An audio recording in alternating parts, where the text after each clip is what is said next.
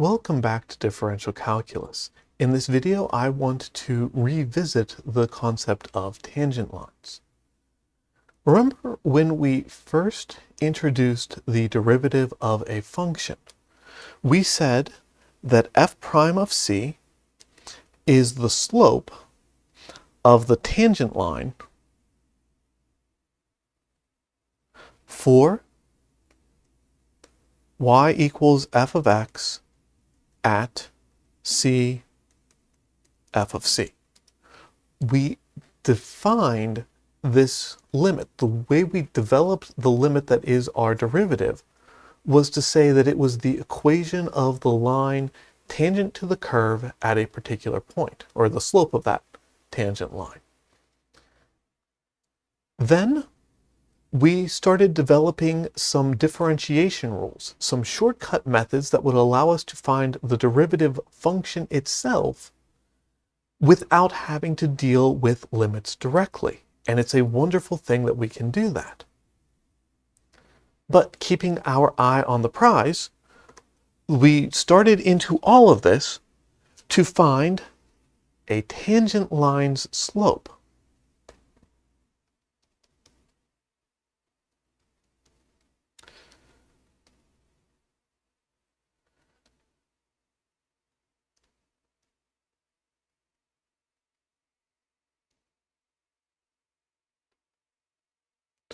So for example, we can still use this to write the equation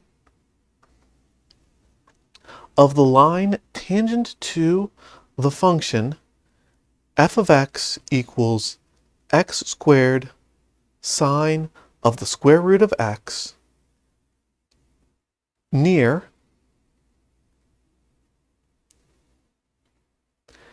x equals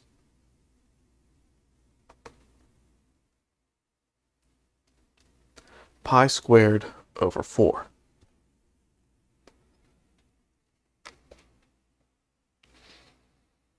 All right, before I start even thinking about this, let's try to understand what we are doing.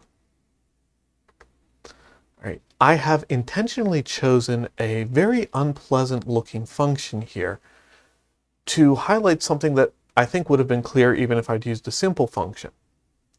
Evaluating this function at any except for a handful of points is going to be incredibly challenging and painful without the use of a calculator. One of the really big advantages of a tangent line approximation used to be that we would be able to use it to evaluate the function. And to a certain extent, this is still how calculators work, right? Your calculator can evaluate this expression, not because your calculator knows how to evaluate sine, but because it knows how to write a tangent line and use it as an approximation. All right, calculators use something a little bit more sophisticated than a tangent line, but the idea still holds. That's not necessary for us now, but it doesn't stop us from being able to do that. So let's go ahead. The first thing I want to do is evaluate f. Let's put this in yellow. The first thing I want to do is evaluate f of pi squared over 4. Right, that is going to give me pi squared over 4 squared times the sine of the square root of pi squared over 4 is just pi over 2. Pi over 2 is really convenient because the sine of pi over 2 is 1. So we're just going to end up with pi to the 4th over 16. Just, right? Nice, simple, easy to work with expression. So that's important. That gives us a point. I'm going to write that point in blue. All right, pi squared over 4, pi to the 4th over 16. You can use a calculator to get a closer approximation if you care, but that's somewhere around 2.5. It's a fairly normal, innocuous point. But we're going to keep it as an exact value because that's the point of this entire exercise. Next up, I'm going to need the derivative. F prime. I could use the limit definition, but taking the limit definition of a derivative involving sine and cosine is painful to the point of I'm never going to touch it. So instead we're going to use the rules of differentiation. And this one is a bit of a doozy, right? The derivative of x squared times the sine of the square root of x.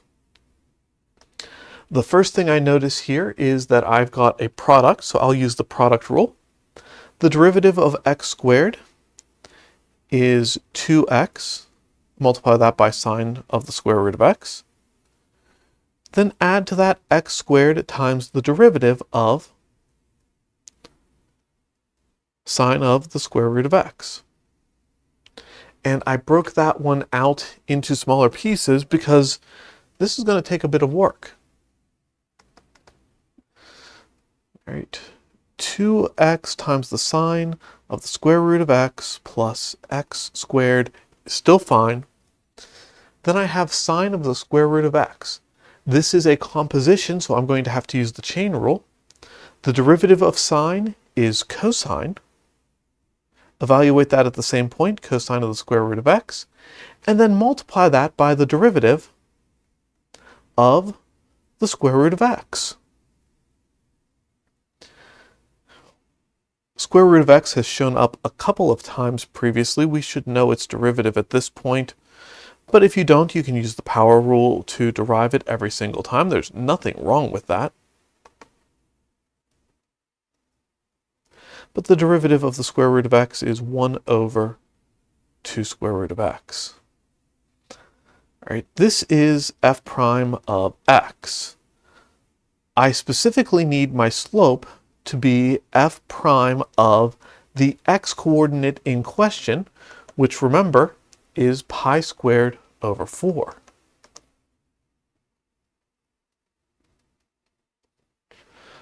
All right, so we're going to have 2 times pi squared over 4 times the sine of the square root of pi squared over 4, which is pi over 2, plus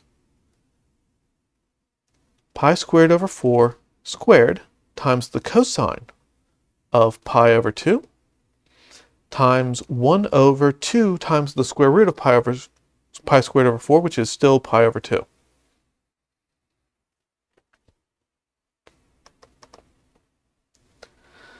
All right. Just cleaning up a little bit. 2 times pi squared over 4 is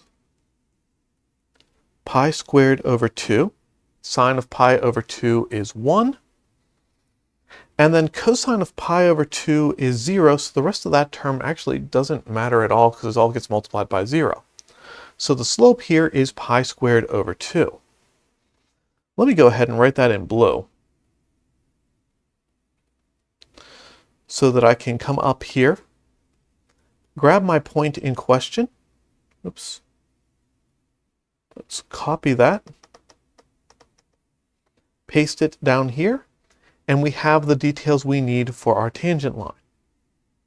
All right, the tangent line at this point we know is the line through the point pi squared over 4 pi to the 4th over 16 with slope pi squared over 2.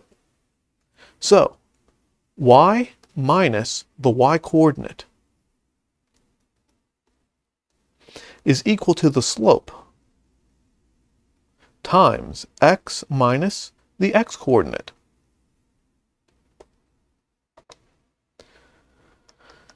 Do a little bit of algebra to clean this up.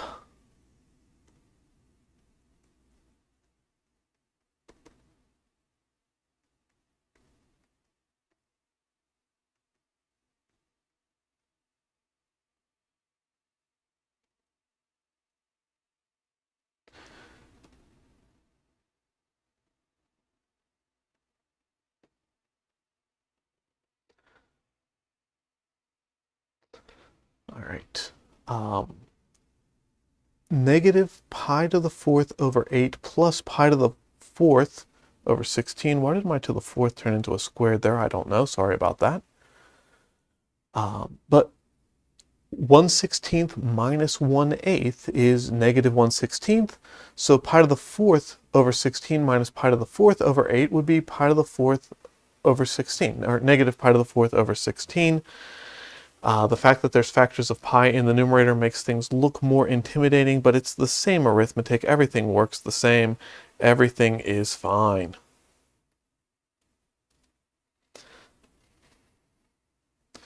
Also, somehow in all of this, I lost a factor of x. That factor of x is incredibly important.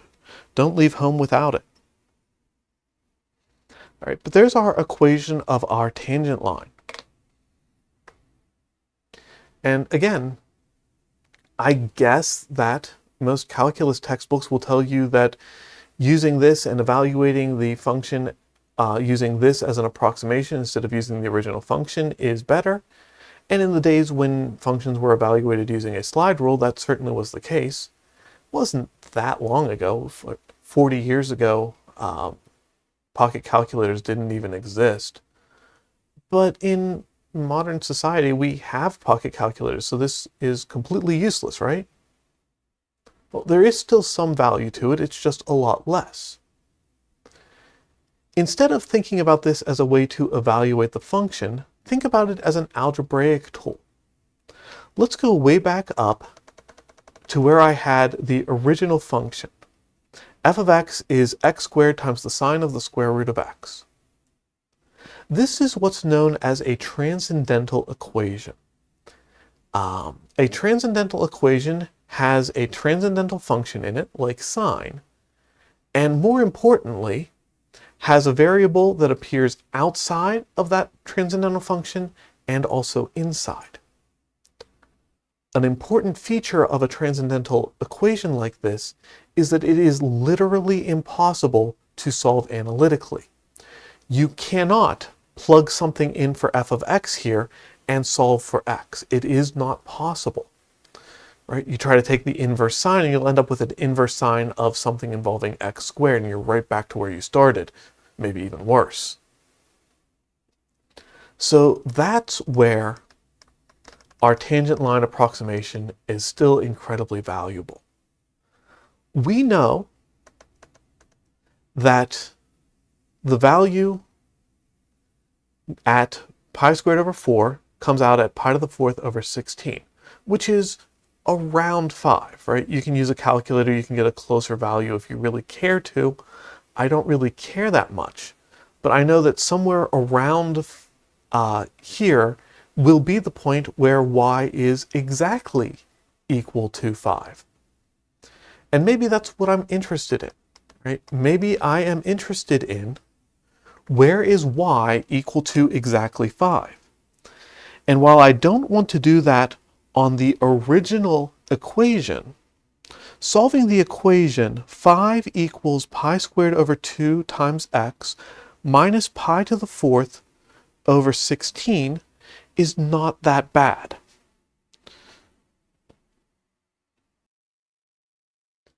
At this point, I will turn to my calculator for a little bit of help.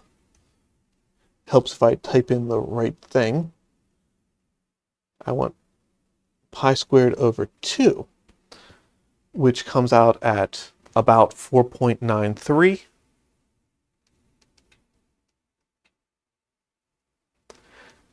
And I want pi to the fourth over 16, which came out at 6.09.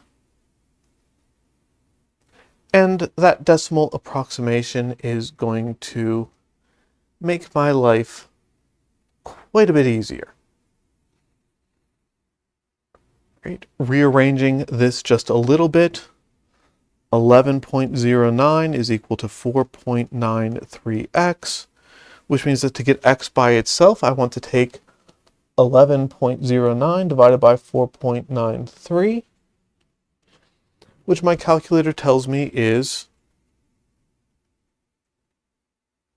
about 2.25. All right, so there's one application where tangent lines are still incredibly useful. They aren't that useful anymore thanks to the wonder of calculators at evaluating functions at ugly, odd points, but they are still very useful for solving equations. If we can get something that is near, and often getting this starting point is a matter of guess and check, just start plugging numbers in, see what happens. In our particular case, plugging the numbers in, we aren't all that close to 5, but we're relatively close. And this is one of several tools that numerical equation solvers use, right?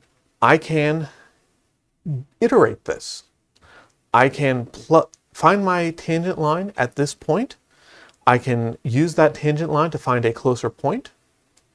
I can test that point, see how close I am. If I'm not quite where I need to be, I can find the tangent line at this point, do the whole process over again, and just keep going. It's not easy, but it's not that hard to teach a computer program how to take derivatives. Not using the differentiation rules we just talked about, but using the limit definition of a derivative.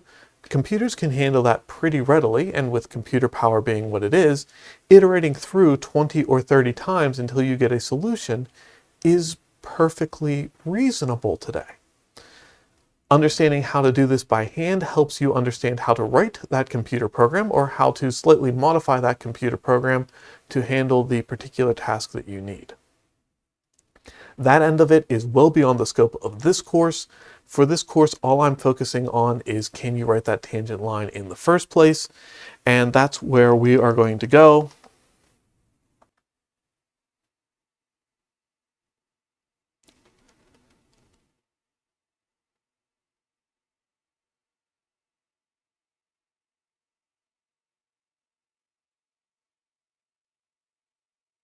I would like you to write the equation of the line tangent to the graph of the function f of x equals x times the square root of x plus 5 near the point when x is equal to 4.